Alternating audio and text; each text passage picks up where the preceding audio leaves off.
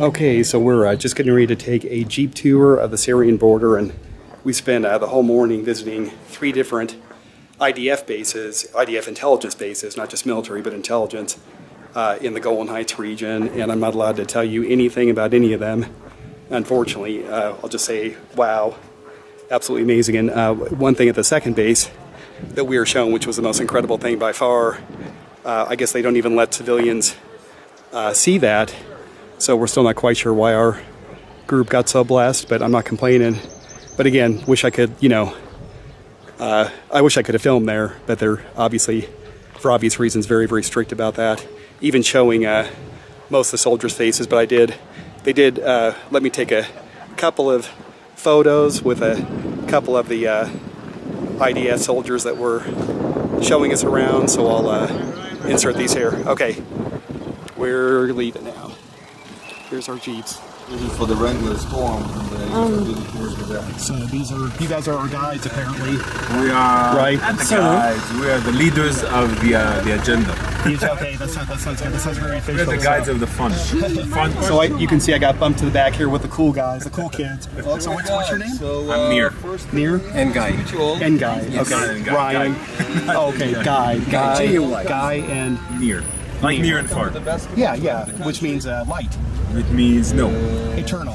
Light is Ner. Ner is a candle. Ner is actually a very small, narrow valley on a field that tractors And then you guys obviously both served in the IDF.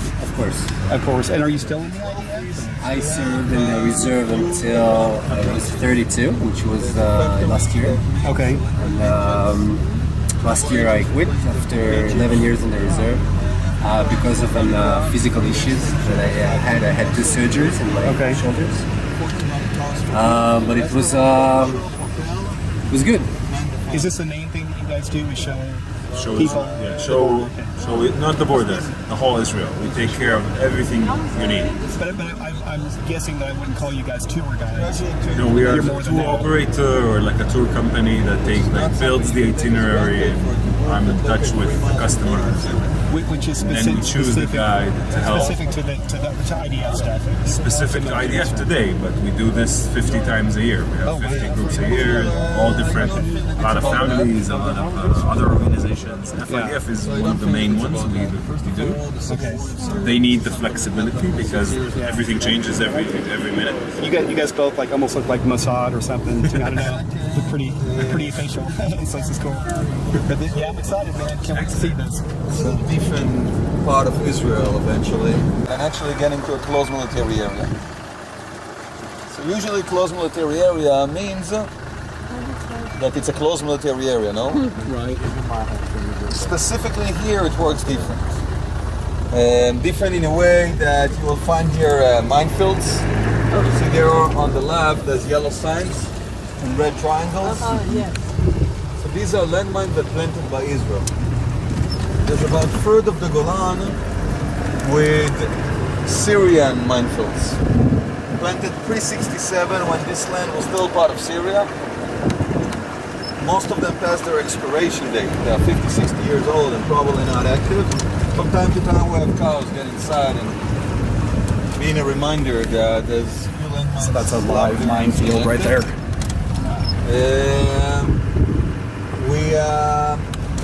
The mines here in the eastern part of the Golan planted by Israel, which means every few years the engineering. It's a live minefield right here.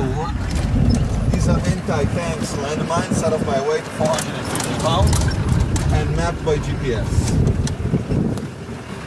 Besides landmines, you will find here, in addition to the landmines, also anti-tanks ditches, tanks positions, bunkers, and a border fence.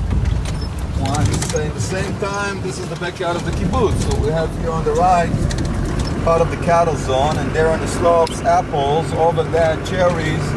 On the top hill, there's a military outpost, and below it, experiments of growing white truffles.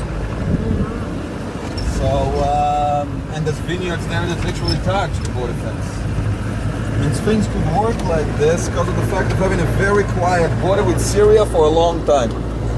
Means almost 40 years this border considers the quietest we had in Israel. Of course, today it's not the situation. This is not the quietest one. And I think that the biggest challenge for the army here is to keep this fragile balance of civilian use and the military needs. And letting farmers work 20 yards from a fence, which on the other side you might find Al-Qaeda, Hezbollah, or Islamic State. That's the situation. So here we're getting to another obstacle. This is an anti-tank ditch. All tanks get stuck here. In order to cross, you have to bridge it first. Something that takes a while to do. And meanwhile, Air Force gets more efficient by creating traffic jams of tanks. The problem is that we prepare ourselves for the next war according to the lessons of the last one. Once the last war took place here more than 40 years ago, and that was the Yom Kippur War of 1973. So that's when we had the Syrians breaching the border using 1,400 tanks, means 5 divisions. Once we had along 177 Israeli tanks, means 2 brigades. Obviously, they breached the border very fast. And in the first 24 hours of the war, managed to regain most of the southern and the central part of the Golan, killed almost 500 Israeli soldiers, which included one of the brigade commanders, his deputy, battalion commanders, the company commanders, all on the first day of the war. Without Israeli lesson.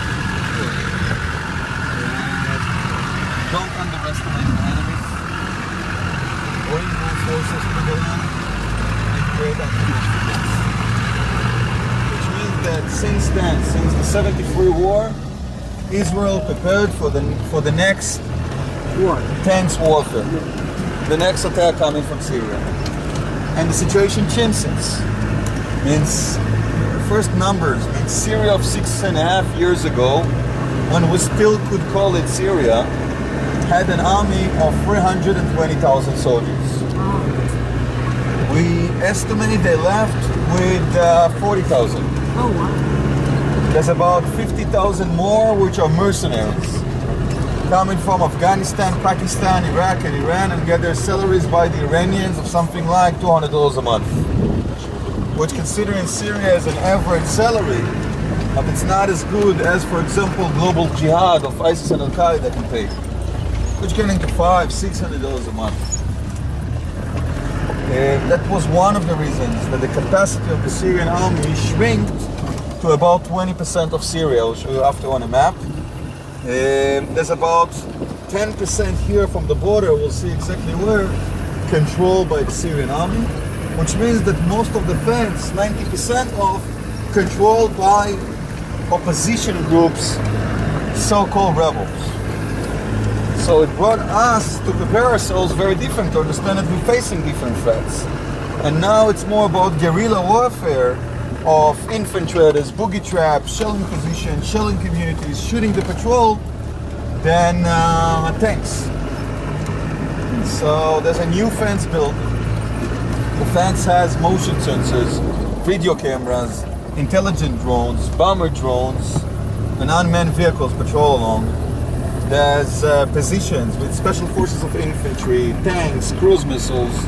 There's intelligence positions with mostly women soldiers sitting in front of screens and monitoring the fence 24/7. Other intelligence unit has 8200, which is the Israeli version for the NSA. Defensive systems as Iron Dome, as Era 4, as David Sling, each designed for a different layer of the atmosphere. So the idea is to understand that the situation is very dynamic. Many of the groups there are very unpredictable, and then you have to prepare yourself pretty much for everything. This is a road that paved by the army, recent, a few months ago.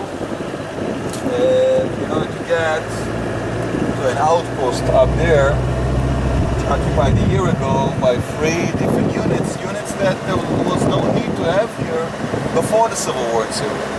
And having here armor corps, reservists, consider as enough.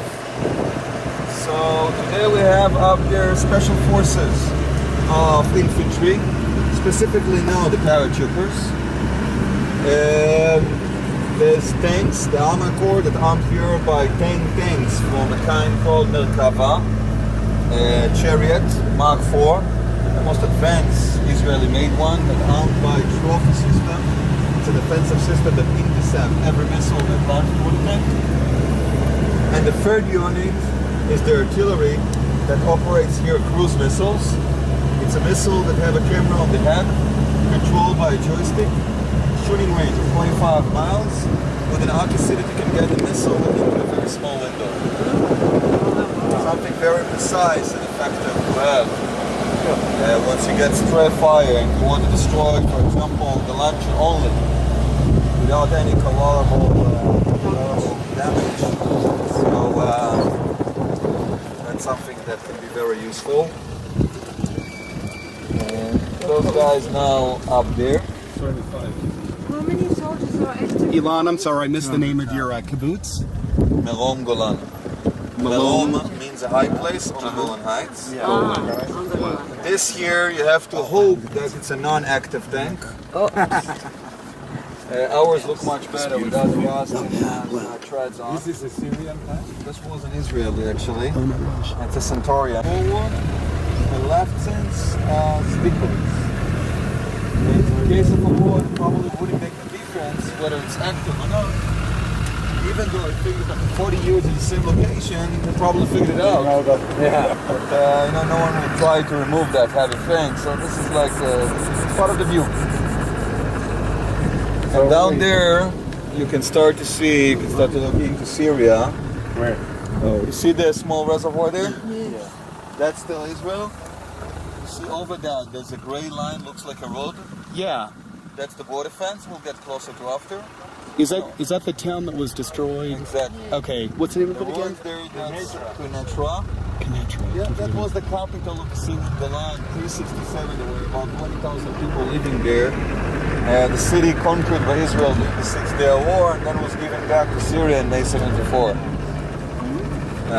Since then, it left as a ghost town, which used mostly for propaganda against Israel, showing the destruction we supposedly made during the Six-Day War. I mean, I hold the cows. All the cows. Is that part of the 1700s? We're This is seeing, lunch, guys. Here we stop for lunch. we're seeing landmines and tanks, and we're excited about cows. Wow. Cows. Look at Nature. cows. Nature. Yeah. Is that, you don't, it's a connection. It's a combination of It is nice to see something alive, you know. very active military Yeah. dynamics. These are the orders of the army. Comparison, This is something that we have to keep, even though, believe me, that every officer here prefer to have a closed military area without civilians getting into than having civilians eventually walking in between their legs. And you see here there's cows and there's dogs. See the white dog over there by the water? Oh, and I see a bunch of, are those storks? The Where birds? egrets. These are cattle Oh, egrets. egrets, yeah, of course. You see there's white dogs, so there's several of them. Dogs that's supposed to protect cows from wolves. There are wolves. There are wolves here, about 200 of them, yeah. And they learned that it's much easier to catch one of those calves and barely get around instead of chasing after a gazelle that can reach 50 miles an hour.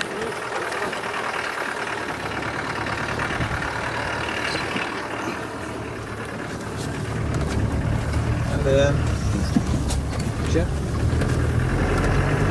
they are part of a youth movement that guys they just released from the army and work for the kibbutz. After the army or before the army? After, in their case, it's Nataim, it's after the army. Out on the patrol road. So that's the Israeli patrol road that goes parallel to the border fence. Along this road, we have shields.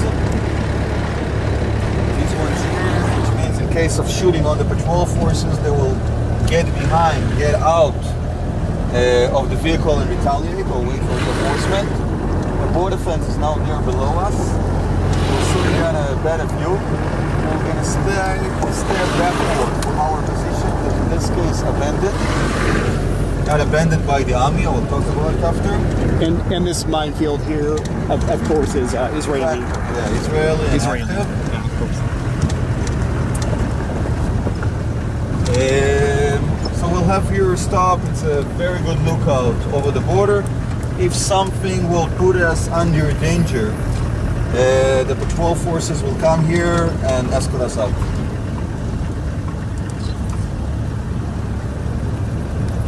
I kind of hope ISIS starts shooting at us. Kind of cool. You know, like not to get shot, but just like see what the IDF does. We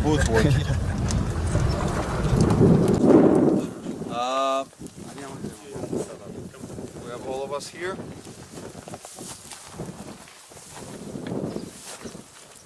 Okay, so we won't get closer than this. The decision is was bring you here as close as possible. It means we're now actually standing a little bit closer than most of the static positions of the army.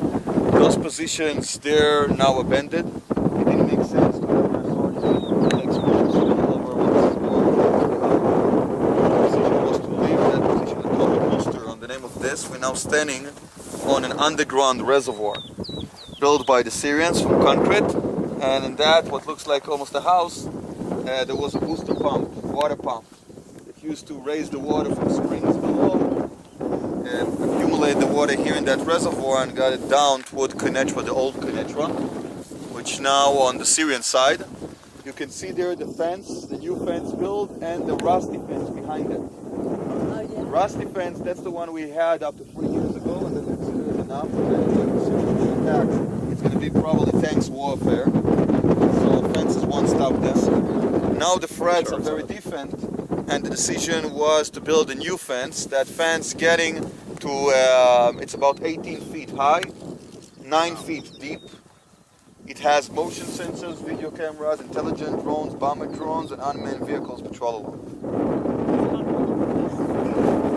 It's along 73 kilometers, about 45 miles of the water fence between us and Syria.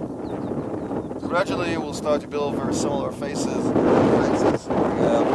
along the Lebanese border, improve the one we have there, Egyptians, and gradually also the Jordanians. And by the way, my name is Golan. Nice to meet you all.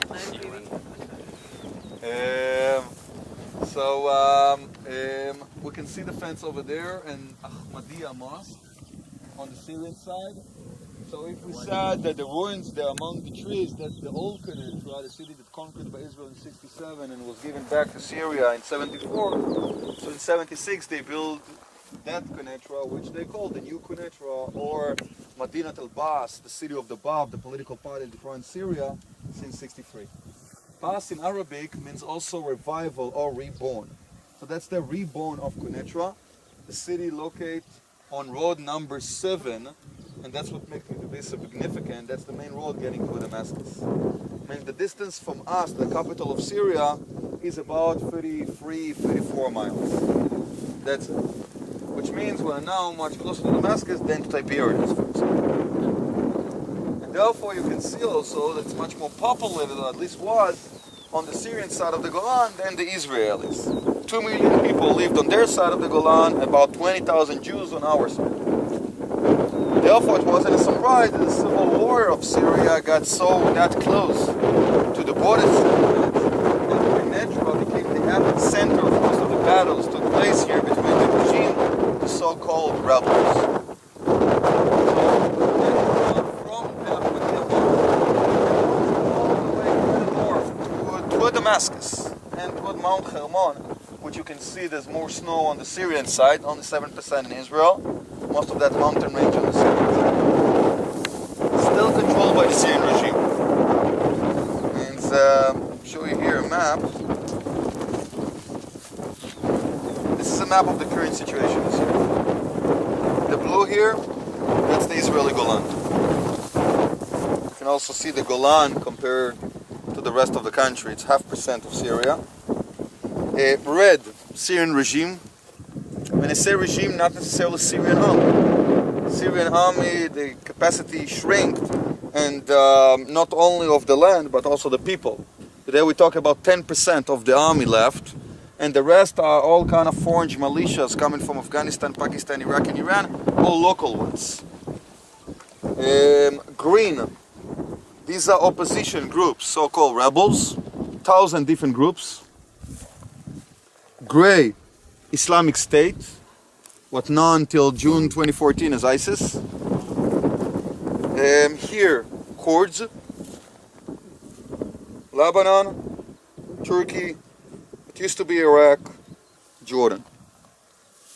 I need to put the map like this. Now we're facing the southern part of Syria.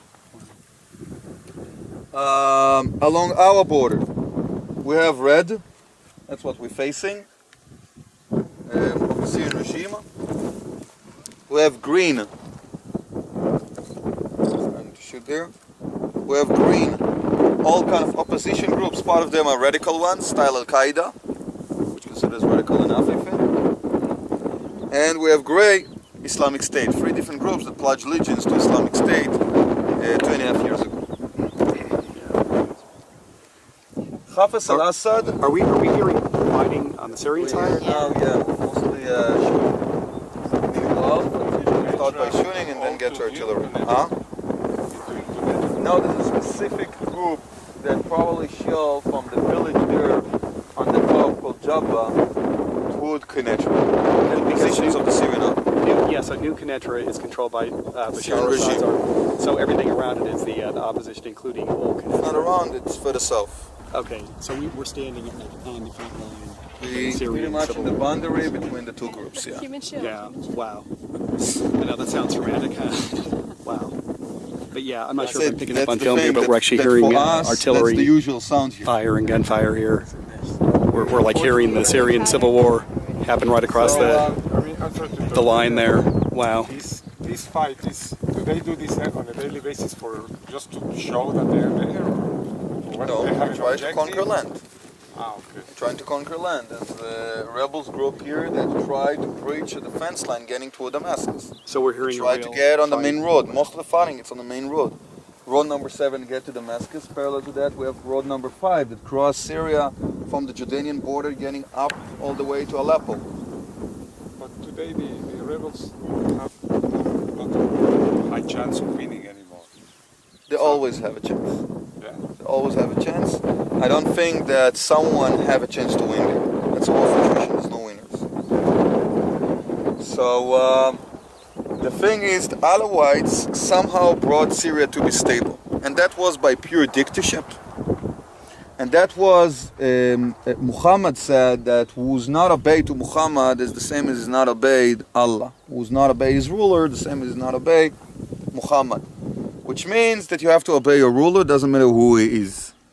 Other preachers said, but if your ruler is not a Muslim, and you feel that you are now submitted to a non-Muslim, you have the right to protest. And the Islam also, the Quran also mentioned that if you think that your ruler is not Muslim enough, and you can change that, start to protest and eventually win the revolt, but you have to be confident that you can win, so then you can start to revolt, you can start to protest and try to replace the regime. So Assad, the president of Syria, knew it since the beginning. And therefore being a non-Muslim, being an Alawite, is very problematic. Therefore Musa Sadr, Imam from Lebanon, Shiite, gave him a fatwa, which he probably paid for. Fatwa that recognized the Alawites as Muslims. That guy, Musa Sadr, was the one that changed everything for them. And Assad turned himself to a Muslim, which could unify all these ethnic groups there under one purpose, having a common enemy, which is Israel. Yeah. So maybe he's not the best Muslim. Maybe you don't pray 5 times a day. Maybe he's actually an Alawite. It doesn't matter. Because he managed to make sure that there's no other groups in Syria going to be confident enough to try and protest against him.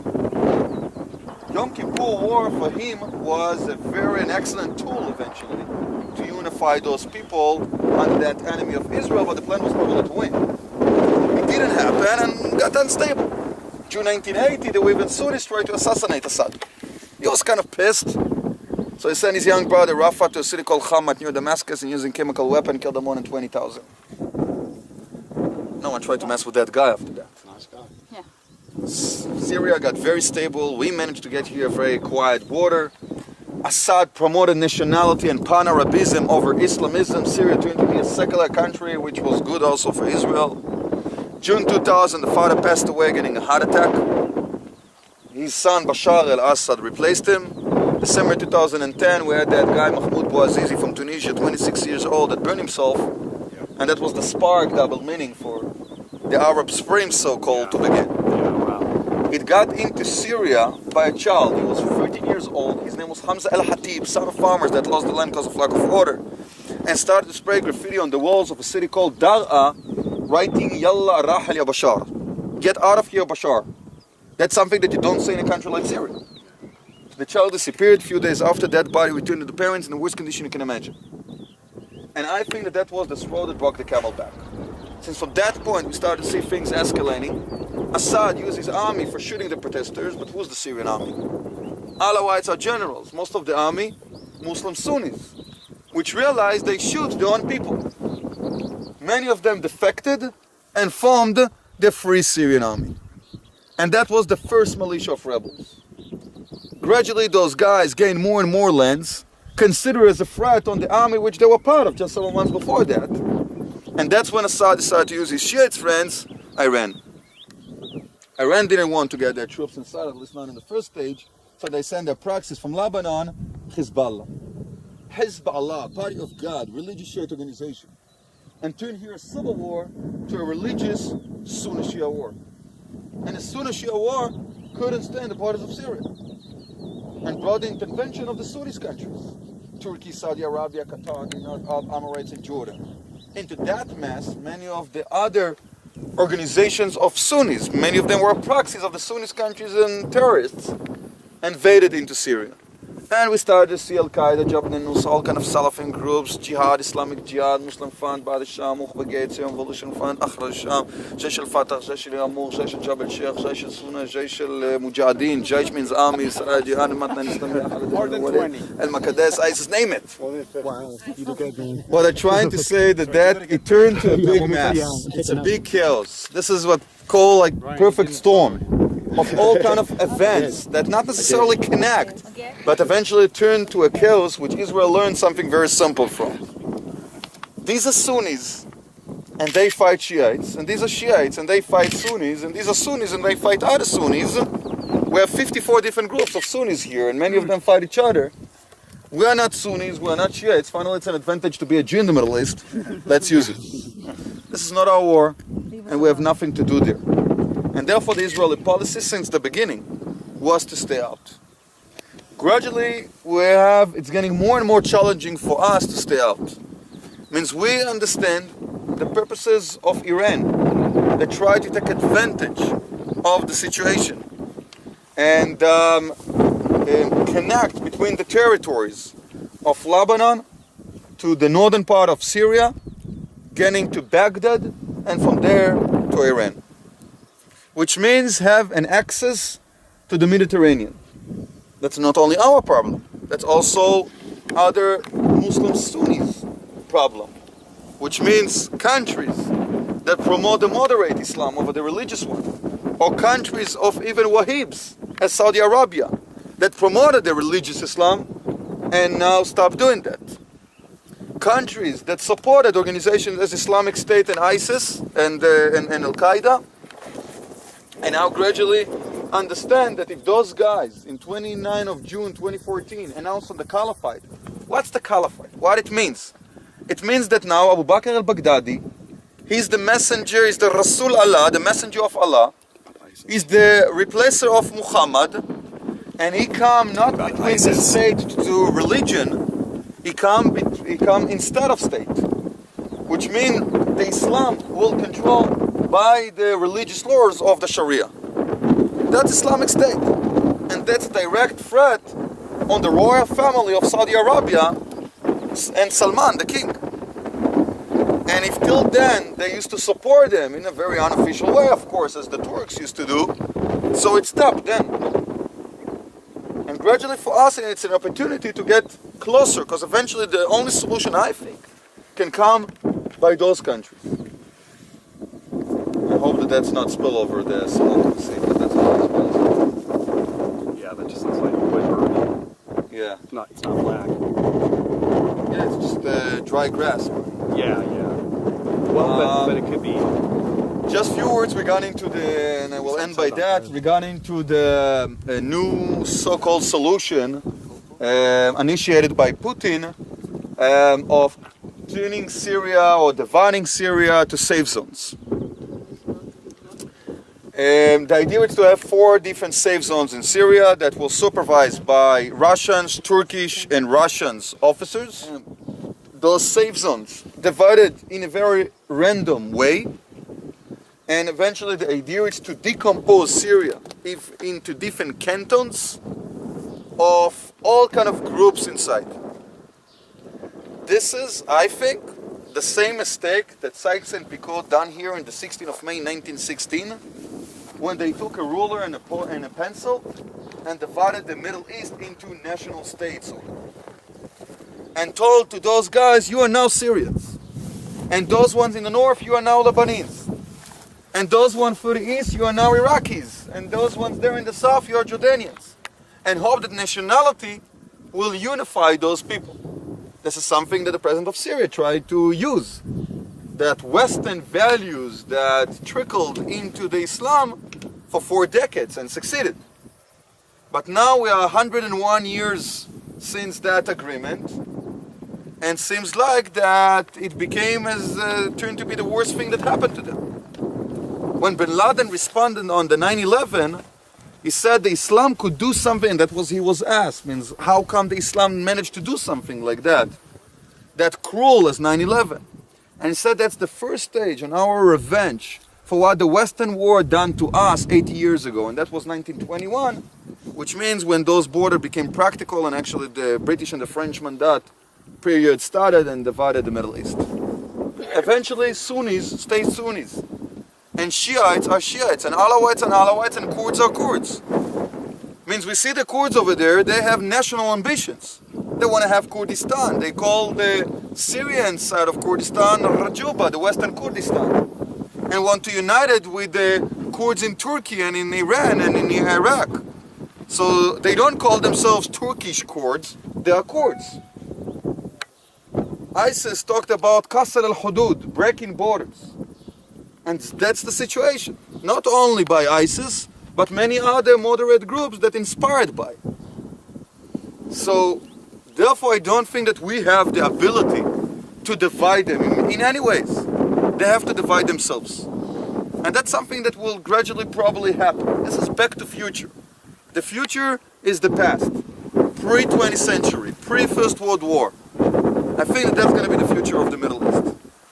So it's not standing and watching. It's of course having red lines, making sure there's no violations of international laws, no use of chemical weapons on both sides. Not on the regime, also rebels use chemical weapons. Once no one told them that they're not allowed or done something about it, so they kept using it.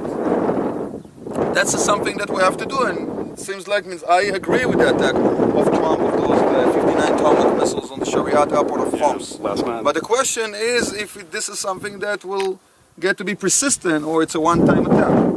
We'll see in the future. Meanwhile, Israel understands the friends on the other side, trying to be prepared for that, brought the best units here to the Golan. The Israel, the IDF, prepare for that, all kind of many scenarios. We know that as much as we know, we live in darkness. They are very unpredictable, it's very dynamic. A mistake and a half of both sides can escalate things here in a matter of hours. And not to mention Iran's involved in this, and Russia's involved in it, and Yeah. what a mess. Yeah. Yeah. We'll Could get always from blow up. here to do our picnic, and then there you can ask me also questions. We'll drive. Because of the wind. Beautiful here. So here's our Take you into a picnic. village. Today we brought the village into your Very nice. Look at this. our tour. Wow. Okay. Do I see falafel in there somewhere? Yes. Oh, that's right. I know. Gotta prioritize the video. Wow, beautiful spot.